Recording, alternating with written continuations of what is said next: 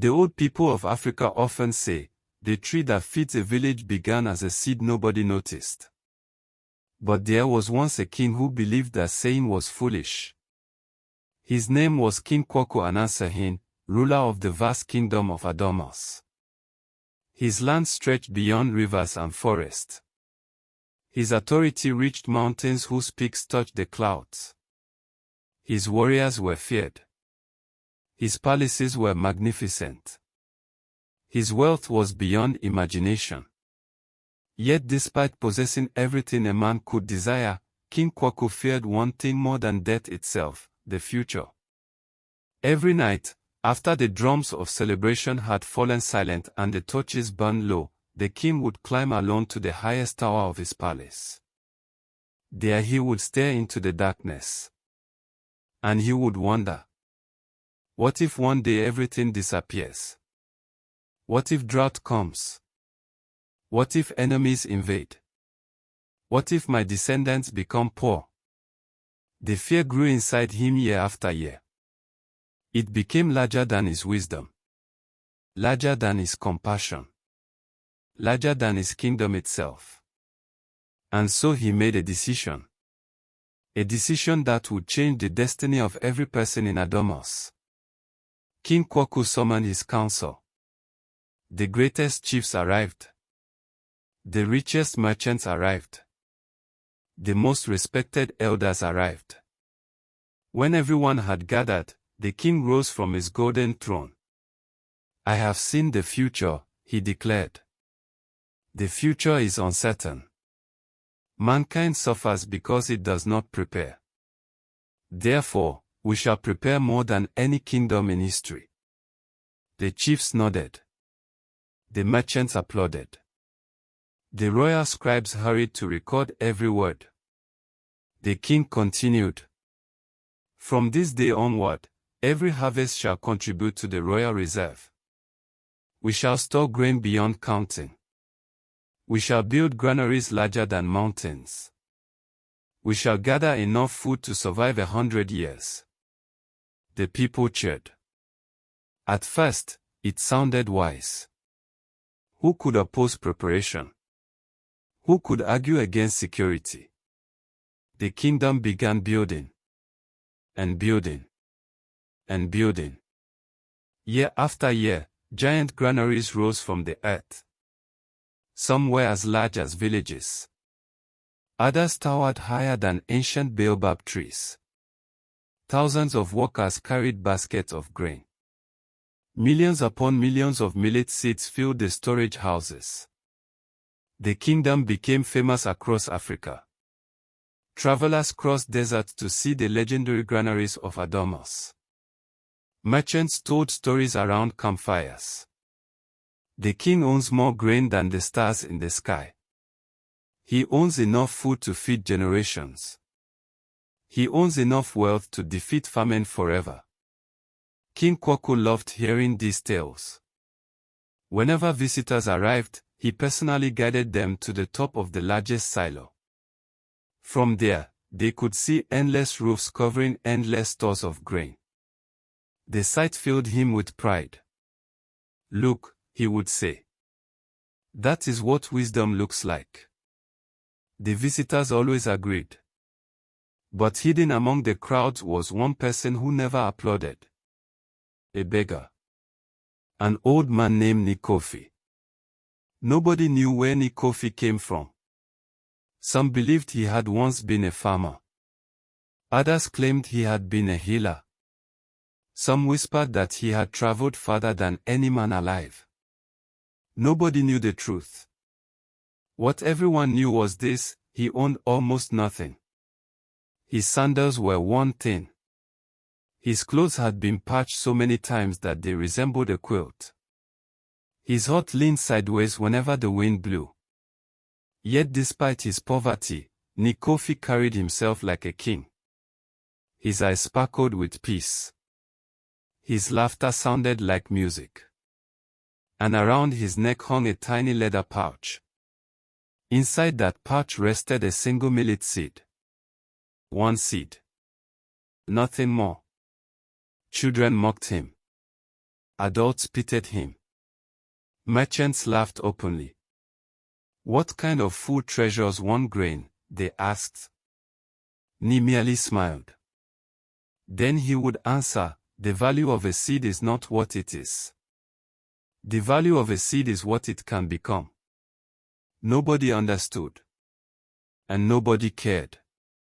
After all, what wisdom could come from a beggar when a king possessed millions upon millions of grains? One scorching afternoon, when the harmattan winds carried dust across the kingdom, a stranger arrived. He was an old traveler. His beard was white as moonlight. His walking stick appeared older than memory itself. He asked for an audience with the king. The royal guards laughed. But something about the old man's eyes unsettled them. Eventually, he was allowed inside. The traveler entered the throne room. He looked around silently.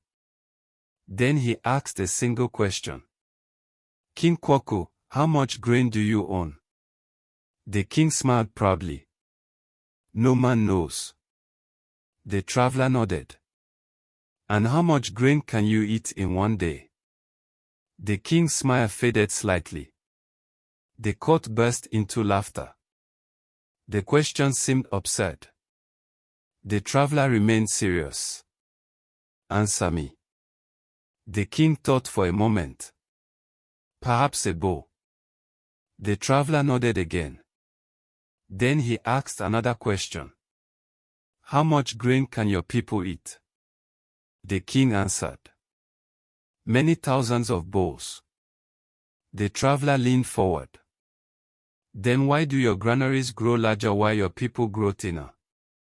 The throne room became silent. Nobody dared speak. The king's face darkened. Leave, he ordered. The traveler bowed. But before leaving, he spoke one final sentence. The earth blesses movement. It causes stagnation. Then he disappeared into the crowd. Years later, the king would remember those words. Then came the year everything changed. The rains did not arrive. The clouds gathered. Then vanished. Farmers waited. Nothing happened. The rivers shrank. The ponds disappeared. Fish died. Grass turned yellow. Trees shed their leaves. The earth cracked open like broken pottery. At first, the people remained calm. After all, the king possessed mountains of grain. What could go wrong? King Kwaku stood atop his tallest granary. He smiled confidently. You see. This is why I prepared. The people cheered. Yet inside the granaries, unseen by human eyes, another story was unfolding. Tiny insects multiplied. Moisture accumulated. Mold spread. Rats nested. Fungus crept silently through the darkness. Millions of grains sat untouched. And because they sat untouched, they began to die. One morning, a royal inspector opened a storage chamber. A terrible smell exploded into the air. The grain inside had rotted. Thousands of sacks were ruined. The king ordered them removed immediately. Then another granary spoiled. Then another. Then another. Soon entire storehouses were contaminated. Panic spread through the palace. The king doubled security. He tripled inspections. He built more walls. More locks. More barriers. Yet decay continued. Because decay does not fear walls. Decay thrives behind them. While the king battled rot, Nkofi quietly left the city. He carried no possessions except his walking stick and his tiny leather pouch. For many days he traveled. Across dry plains. Through abandoned farms. past villages where hunger had begun visiting every household. Eventually he arrived at a forgotten settlement near the edge of the kingdom. The village was suffering. Children cried from hunger. Farmers stared helplessly at empty fields. Even hope seemed exhausted. When the villagers saw Ni approaching, they assumed he had come seeking food. Instead, he gathered everyone beneath a giant baobab tree. Then he opened his pouch. Inside rested the single millet seed. The villagers stared. Some laughed bitterly. Others shook their heads. A mother carrying a hungry child spoke. "Grandfather, people are starving. Do you mock us with one grain?" Ni smiled gently. "No. I remind you of who you are." The villagers looked confused. Ni raised the seed. This seed survived drought. It survived heat. It survived neglect. It survived because its ancestors survived. This is not merely a seed. It is memory. It is resilience. It is a future waiting for courage. Something in his words touched the villagers. Something ancient awakened. And so they listened. Ni taught them forgotten wisdom. He told stories of ancestors who had cultivated millet for centuries. He explained how millet survived where other crops failed. How its roots reached deep into dry earth. How it flourished under harsh conditions. How entire civilizations had once depended upon it. The villagers worked together. They prepared communal land. Not land owned by one family. Not land owned by a chief. Shared land. Everyone contributed. Everyone participated. Everyone believed. Then Ni planted the seed. A single seed. The future of an entire village resting beneath a handful of soil. And they waited. Days passed. Nothing happened. Weeks passed. Still nothing. Doubt returned. Fear returned. Hunger returned. Yet Ni remained calm. The earth walks slowly, he said. Life begins where eyes cannot see. Then one dawn, a child screamed. A green shoot had emerged. Tiny.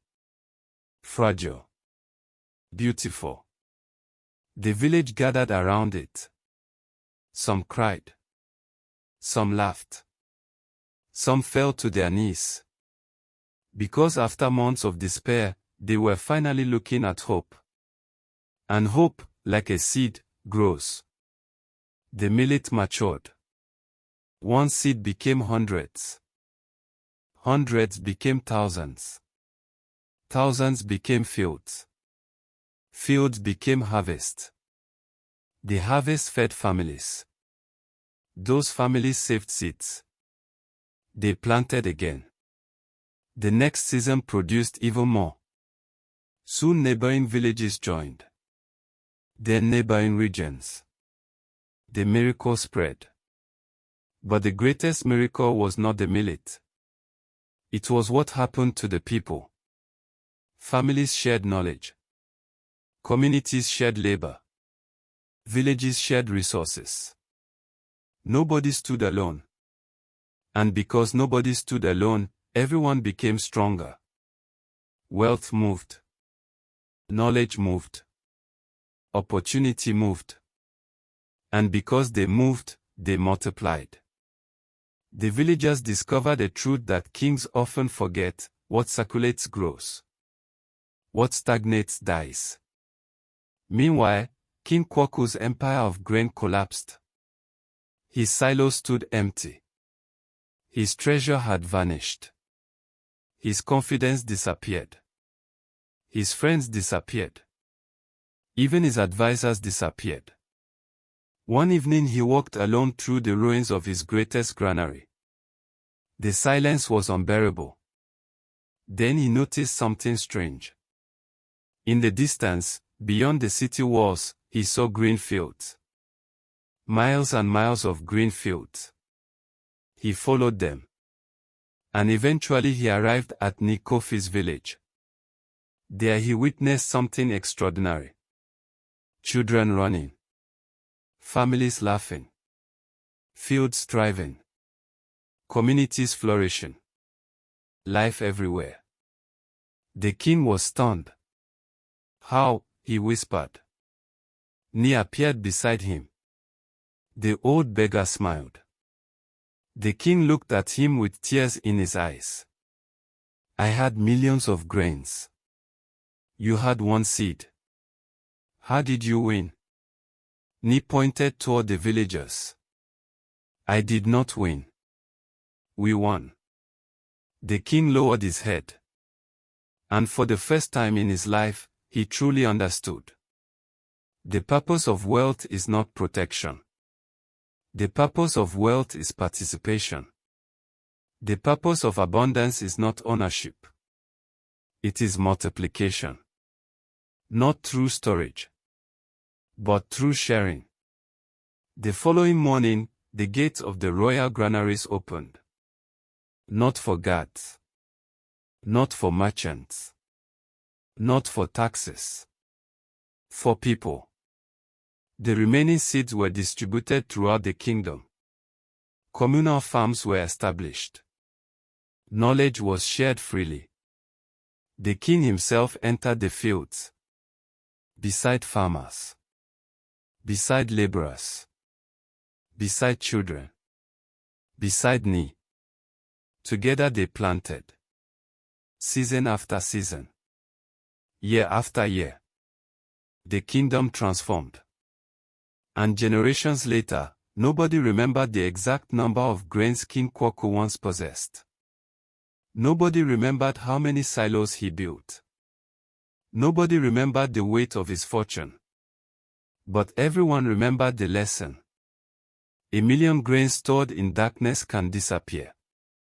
One seed planted in community can feed eternity. And so, dear listener, before this story ends, ask yourself, what is your millet seed? Perhaps it is a skill. Perhaps it is knowledge. Perhaps it is kindness. Perhaps it is an opportunity you can give someone. Perhaps it is encouragement. Perhaps it is wisdom. Whatever it is, do not lock it away. Do not hide it. Do not wait for the perfect moment. Plant it. Share it. Let it grow. Because the greatest legacy is not what you leave behind. The greatest legacy is what continues to flourish because you once existed. And that is why the beggar's single seed outlived the king's million grains. For the earth blesses movement. And the future belongs to those who plant.